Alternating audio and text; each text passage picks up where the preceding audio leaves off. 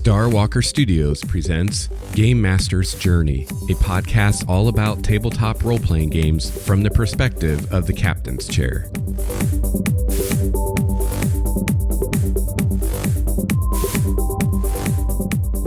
Is bigger really better when it comes to the size of your RPG group? Does it matter whether you're playing in person or online? Is there a sweet spot for group size? Join me on the journey as I explore these questions. Together, we can become game masters truly worthy of the title.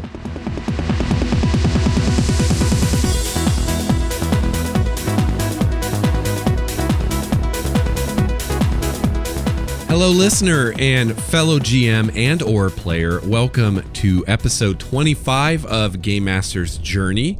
So glad that you joined me today, and I have another great episode for you today, and I'm going to step away from D&D a little bit and have a more general discussion about group size. So this topic was suggested to me by a listener, Nathan Lewis. So shout out to Nathan. Thanks for the idea for this topic. I think it's a great topic to talk about. So the question is there kind of a sweet spot for the size of your group, which is to say how many players you have at your table? Now, I remember when I first started gaming, playing D&D back in the early 90s when I was in high school, I thought bigger was better. And every time I put a game together, I got as many players as I could. And I think I usually had about 6 people at the table for most of the campaigns I ran in those days. And I remember not long after 3rd edition came out, I started a campaign, and I wanted this campaign to be epic in every definition of the word, including the size of my group. And I started that campaign out. I had 8 players. Now, the group quickly dwindled in size down to 4. I think within a few sessions, I had gone from 8 to 4 players. And, at the time I just thought it was because, people flaked out or whatever. But in hindsight now, I wonder if at least part of that was because people were not having fun because I had too many players. So back then, I definitely thought that there was no such thing as too big of a group. The more of my friends I could cram into a room gaming together, the better. And, from a kind of teenager's point of view of I want this to be a party, that definitely makes sense. But from a more kind of a game master point of view of I want to have the most fun I can have with this, and I want my players to have the most fun they can have, I think there definitely is a limit to how big your group can be before you start having less fun. So that's something I've learned in my 20 or so years of gaming and running games. So I thought I would kind of dig into this topic today, and I'd love to hear from you what you think about all this. So most games, or I think all games I've encountered, consider the average group size to be 4. So for the sake of this discussion, I'm going to define a small group as 4 players or less, and a large group as more than 4 players. And by players, I'm not counting the GM. I think there's definitely a sweet spot when it comes to group size, and I don't think that number is an absolute that you can apply across the board to all games and situations. That number is going to depend on the game that you're playing, whether you're playing in person or online, how well the players and the GM know one another, and the style of play of the GM and players. And there's also the social aspect to consider. So let's break all this down. So first of all, I think your optimal group size is going to depend on the game or the adventure that you're running. So there's a few factors here. First of all is party roles. Is the game that you're playing one where there are certain roles to be filled? So a great example of this is older incarnations of D&D, where you really wanted to have a fighter, rogue, wizard, and cleric in the party, or characters that are equivalent to that. Now, I would argue that this isn't as important in 5th edition, but I don't know. I think that's an argument we could have. I think probably people have differing opinions on whether you need the basic 4 in 5th edition or not. But anyway, in previous versions of D&D, you definitely did. Now, in these games, the minimum group size for success of the party is often determined by the adventure or the campaign itself. So for a game like D&D, your minimum group size is probably going to be 4 because you need those 4 roles filled. But for example, you might have an adventure where there aren't any traps or locked doors that the players need to deal with. So maybe you don't need the rogue type character. So maybe you can get by with 3 players instead of 4. Another example of this is in the Fantasy Flight Star Wars games. If you're doing ship combat and your group has a starship that's not a one-man ship, a ship with a crew that they're using, like a YT-1300, you may have a minimum number of players that you need just to fill the roles that need to be filled on that ship in combat. So again, depending on the game you're playing, the game itself and or the adventure may dictate your minimum size because you may need certain roles filled. Another aspect of this is the difficulty of combat. So in a game or an adventure where there's a lot of combat, the party may need to have a certain number of characters just to have a good chance of success. Now, of course, as a GM, you can always scale the encounters themselves up or down to compensate for a smaller or larger group. But especially if you're running a published adventure, you may not want to do this. Part of the reason a lot of people run published adventures is to save work and prep time. And it's going to add a bit to your prep time if you have to modify every encounter for a larger or smaller group. And this can also sometimes have unforeseen consequences, especially depending on the game that you're running. So far with 5th edition D&D, the scaling of encounters has worked very well for me. I've had to scale encounters up, I've had to scale encounters down, and for the most part, things have worked how I anticipated that they would. D&D 3.5 and Pathfinder, I think it was a lot trickier, and I would sometimes have results that were unforeseen.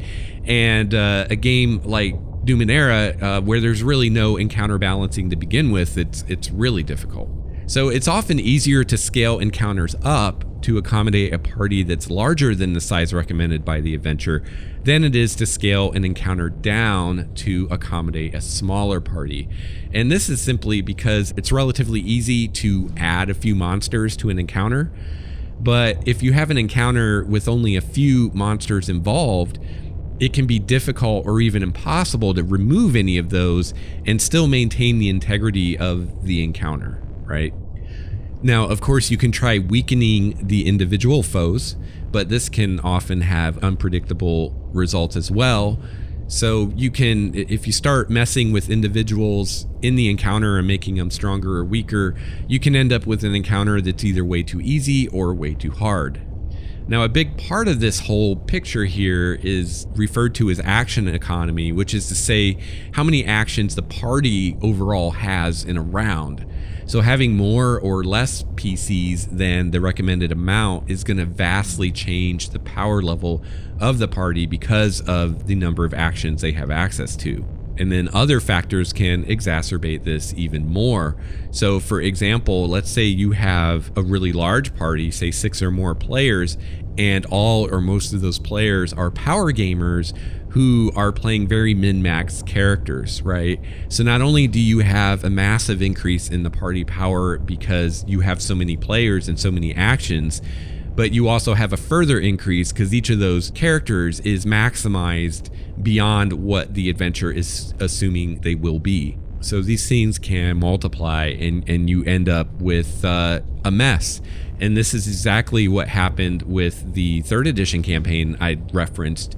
Not only did I start out with a really large group, but also the characters were individually very powerful. And, this was back in my power gaming days where I thought in order to have a game that my players would enjoy and had fun with, their characters had to be ridiculously powerful and I had to be giving out magic items left and right. And that would be a great topic for another day, because this is something I think, I don't know if every GM goes through this, but I see a lot of new GMs going through the same thing I did, where they're just handing out way too many and too powerful magic items and just things just go ridiculous really fast. And it almost seems like a a stage that every GM goes through. I don't know, maybe not everyone. It probably has to do with your age and maturity, because I feel like for me, definitely part of it was the teenage thing of like wanting to fit in and be accepted by the group. And, obviously if I'm giving the players things they like, they're going to like that.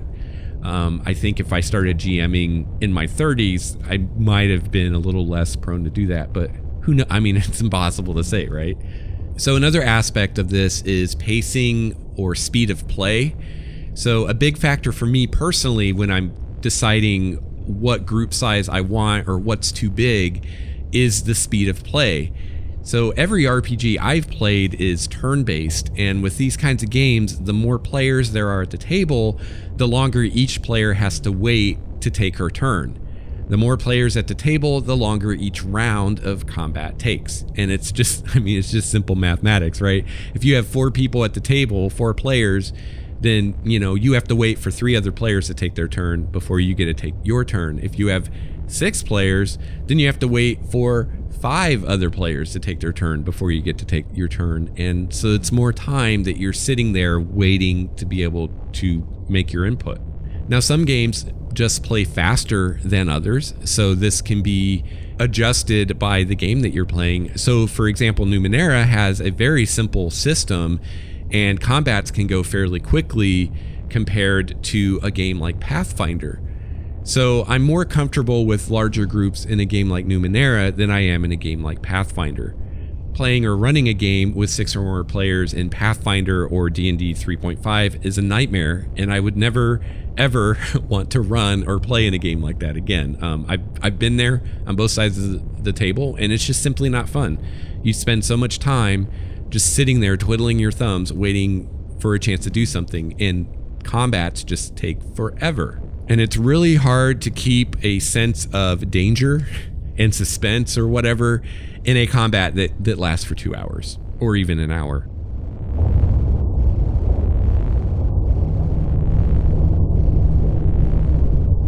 All right, so I am going to take a short break from our discussion, and I have a new segment called The Book of the Week.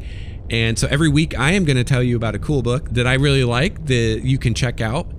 And you can check these books out for free in Audible format from Audible Books. So today I'm recommending to you the book The Eye of the World by Robert Jordan. This is the first book in Robert Jordan's Wheel of Time series. This is hands down my favorite fantasy series that I have ever read. In fact, I've read the whole thing at least 3 or 4 times. Also, the entire series is out now. So unlike me, where I had to read a book and then wait a year for the next one to come out, you can read them all one after another, or better yet, you can have someone else read them to you on Audible Books. So there are dozens of awesome point of view characters in these stories, very well developed characters, and the villains are also characters in their own right. They're interesting and believable. They're not just, I'm evil and want to take over the world just because I'm evil. It's much better than that. Has a unique magic system that I really like, and also dozens of vivid and very realized and very different cultures. So this is an awesome source of inspiration if you're running any kind of a fantasy game, for inspiration for different cultures, what they might act like, what they might talk like, what they might dress like, a way to do magic a little differently that's very cool. So definitely check out this book. And like I said, you can get a free trial of Audible Books from Game Master's Journey, and doing so helps us out greatly and helps us keep things going over here at the studio. So you can find out all the details for this in the show notes at starwalkerstudios.com/Game Master's Journey. And you can also find the link to the Audible trial, or you can also go to audibletrial.com/Game Master.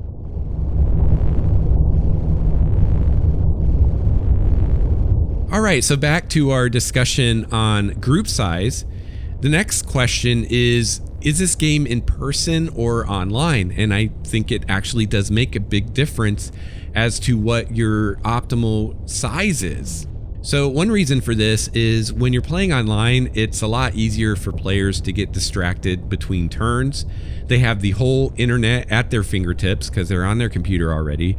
And you, the GM, and the other players can't tell if they're paying attention or not, right? If you're sitting around a table and someone's on their laptop or their tablet or whatever surfing the internet, like, you can tell that they're not paying attention. However, online, you really have no way of knowing if they're paying attention or not. So you will often get to a player's turn in an online game, and not only has that player not decided what he's going to do ahead of time, he doesn't even know what's going on because he was reading a website somewhere or watching a YouTube video or something. So this really slows things down even more than it's already slowed down by having a large group, and it can get really frustrating for the GM and the other players when every turn you have to explain to the person what just happened that they weren't paying attention to. And again, this is even worse online because the larger your group, the longer each player has to wait to be able to do something, and the more likely they're going to go into another tab of their browser and get distracted by something. I mean, I've done it too as a player. You know, you're sitting there for 10 minutes waiting for a chance to do something, and it's like, well, I'm going to go over here and look at this. And then you kind of lose track of what's going on. Also, talking over each other is much, much more of a problem online. And with a big group, it can be almost impossible to do anything without an initiative order, just so that, you know, you can have some semblance of order to things. And even then, you will lose a lot of time to people talking over each other and having to repeat themselves. And again, this is just more of a problem online than it is in person, although it's still a problem in person, and it's still an issue with larger groups. You know, the more people at the table, the more people are trying to talk at the same time, the more you're going to have to deal with this. But online, it's even harder because of the way that the voice communications work.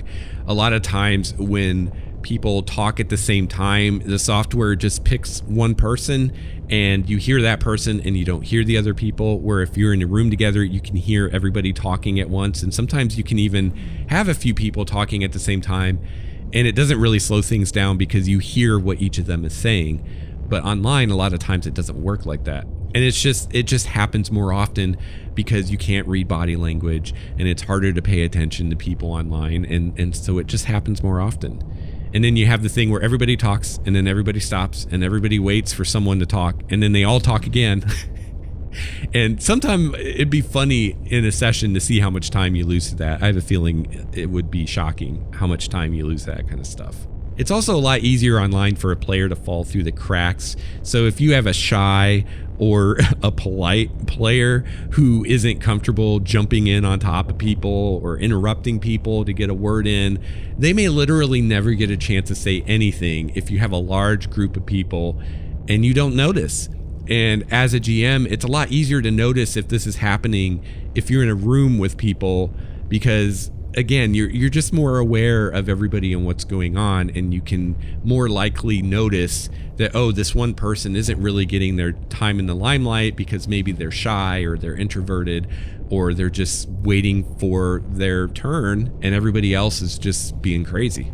And there might actually be a hard limit to the number of players you can have just due to whatever software you're using for your voice communications. So I know some people still use Skype. I'm not sure why. I can't stand Skype, but some people still use Skype, and Skype limits, you know, how many people you can have in a call.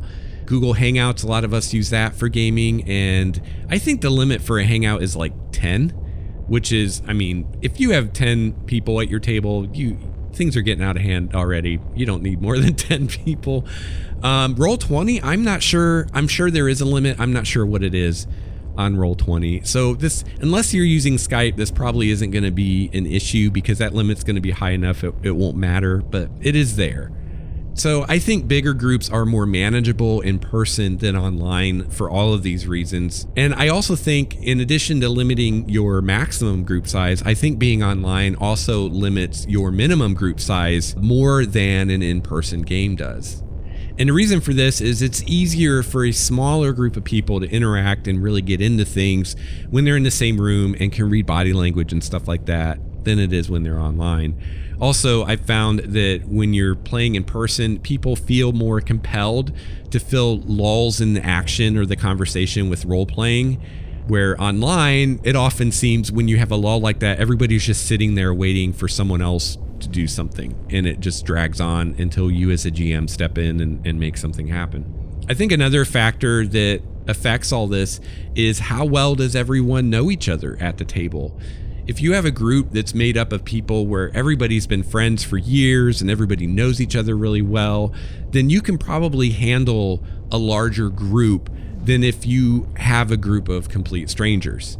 Things like people talking over each other and the game just turning into a zoo, I think is less of a problem when everyone knows each other really well, because there's this feeling of familiarity, you know how to communicate really well, and there's just more respect there. And because of that, there's also less of a problem with each player getting the amount of attention that they deserve with a larger group. And again, this is because the group knows already who the more introverted people are, and they'll tend to generally care that those people actually get their share of attention if they're all good friends.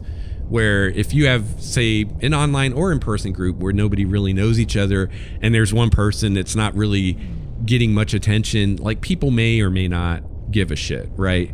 But if everybody's friends, then they know, oh, hey, Steve is kind of shy, and we need to really be sure that Steve gets a chance to tell us what his character's doing. And you may even have players who really work to bring Steve into things. And I had a friend named Kurt that I used to role play with, and he was awesome about bringing people into the game, whether it was just a player who's maybe more shy, or maybe a player who's a new player and they're not sure what to do. Kurt was really good at role playing with that person and bringing them into discussions that the group was having, and just making sure that everybody was involved. And if you have someone at your table like that, then that's awesome, and that can kind of help you cope with having more people. I think in addition to larger groups working better with people who know each other well, I think smaller groups work better with people who know each other well too. They're better able to role play and have fun together with a smaller number of people than a complete group of strangers will. You can have a group of 2 players if you're all really good friends and make it work, where that can be really rough when nobody knows each other. So another part of this is, what are the GM and the player styles? And this really just comes down to personality types of the people involved. There are some types of players and GMs that have personalities that just won't work well with either a large or a small group. Some people are very extroverted and they'll tend to hog the attention if you let them. They'll talk over people, or they'll just never stop talking themselves and never give anyone else a chance to say anything.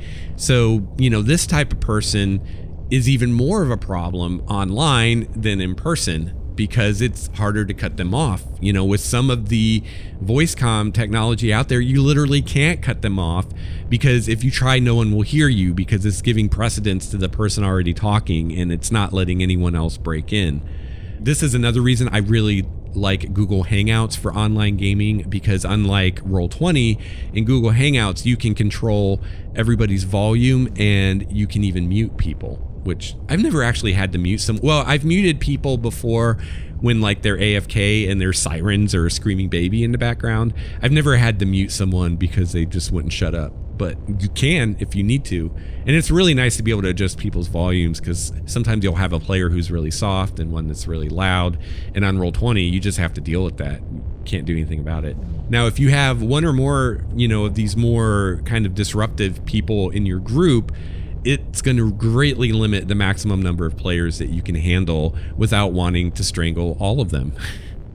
Now, on the other side of the coin, you might have very introverted players in your group that you really have to work to draw them out of your shell.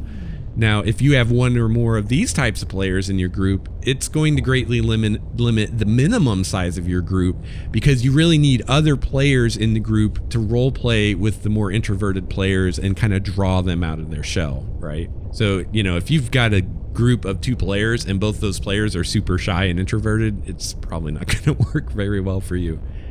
Now, some GMs, so this comes down to the GM personality too. Some GMs are just better at managing large or small groups than others.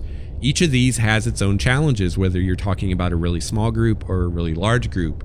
In a small group, the GM needs to really be ready with lots of evocative scenes and engaging NPCs to kind of keep things going. A GM that can roleplay NPCs really well does much better with a smaller group than a GM who can't. Smaller groups are great for things like intrigue and political games, and not all of us are good at running those. I don't think I am.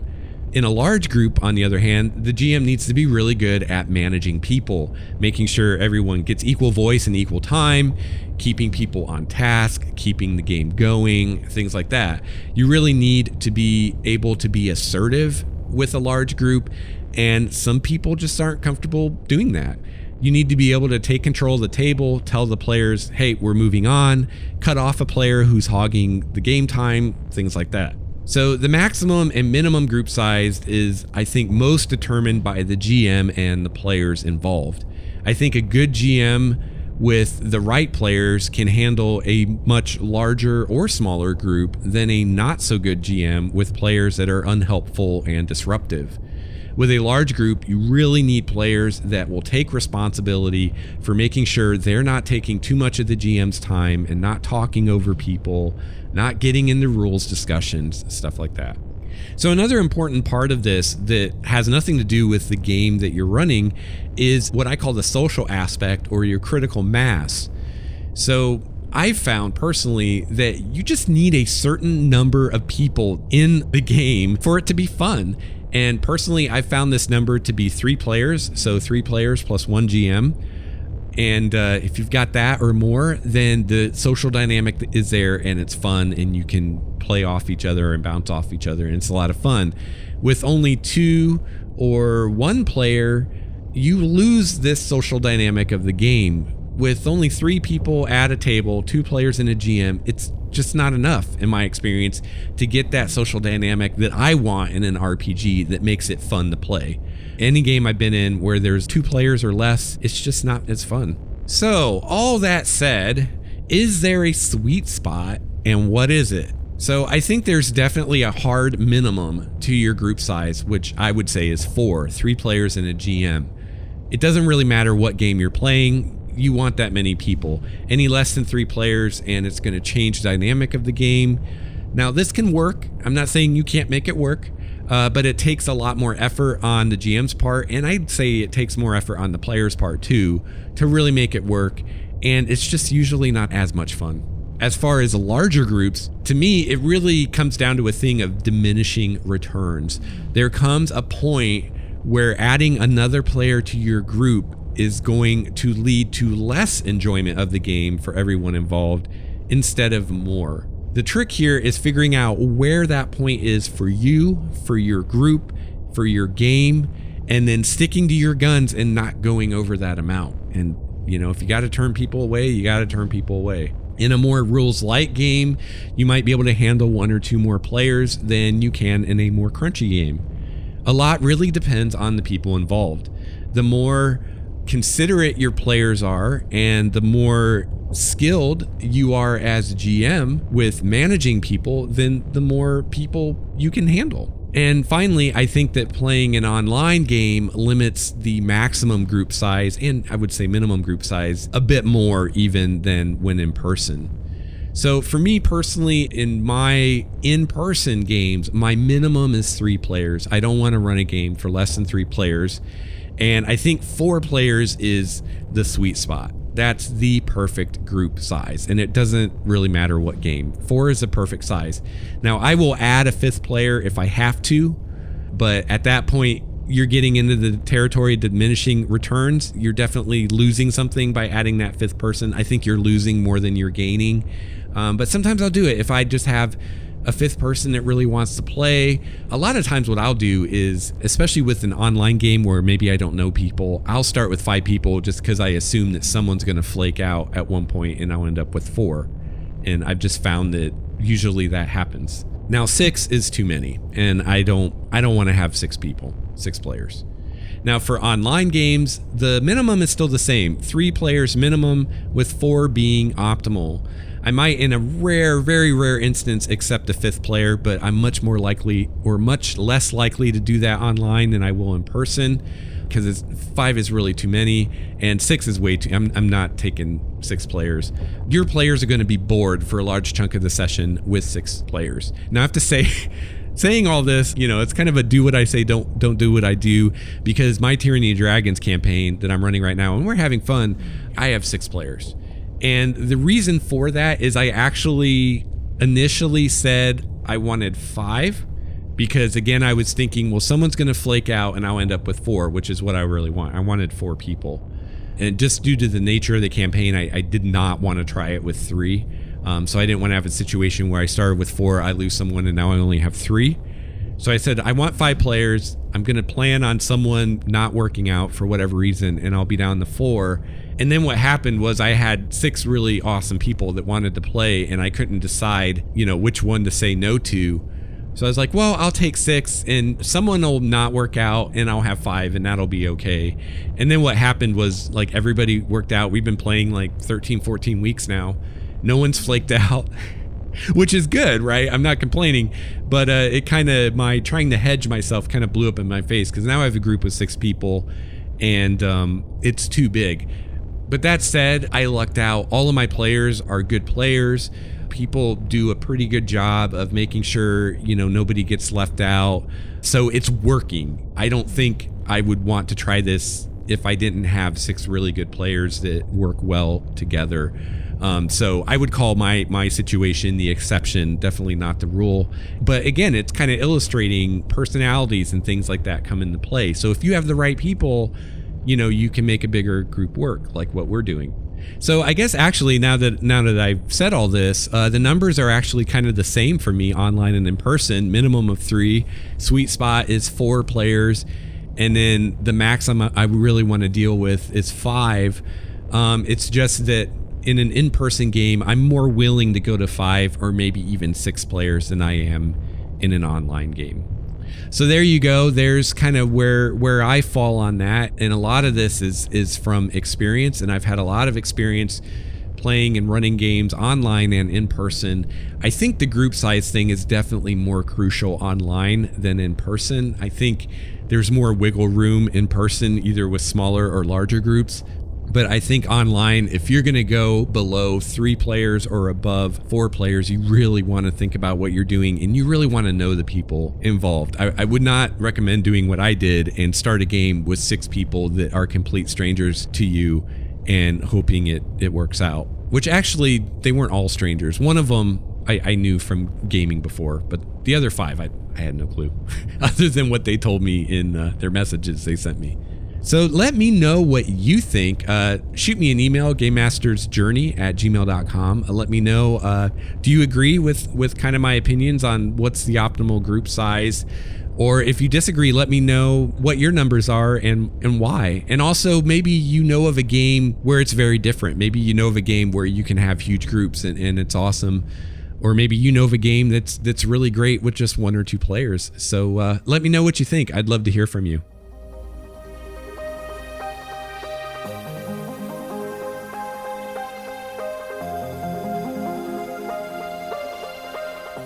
Well, that is going to wrap up episode 25 of Game Master's Journey. If you'd like to reach me, please email me at gamemastersjourney@gmail.com.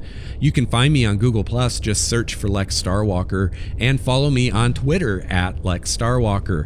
Please visit the website, starwalkerstudios.com, where you can find the show notes for this and all my episodes, and you can also find my other podcasts there. You can also, in the show notes, find the link to our Google+ community. I hope you'll join us there. If you enjoy Game Master's Journey and you'd like to help me out and help the show succeed even more brilliantly than it already has, please head on over to iTunes or Stitcher, whichever you use, and leave a review. And if you give me a 5-star review, I will thank you personally on the show. And finally, I just want to remind you again that you can get a free trial of Audible books courtesy of Game Master's Journey. Go try it out. Go check out The Eye of the World by Robert Jordan. And you can find that at audibletrial.com/GameMaster. So thank you very much again for downloading and listening to Game Master's Journey. I really appreciate your support. I really am enjoying doing this show, and I have a lot of great and fun things planned for the future. I've got some more interviews on the horizon, so I'm looking forward to that. Until next week, game on. This has been a Starwalker Studios production, your source for quality gaming and hobby podcasts. This episode's music provided by Cloudwalker, Renfield, Transboy, and Ish. Please see the show notes for more details at starwalkerstudios.com/GameMastersJourney.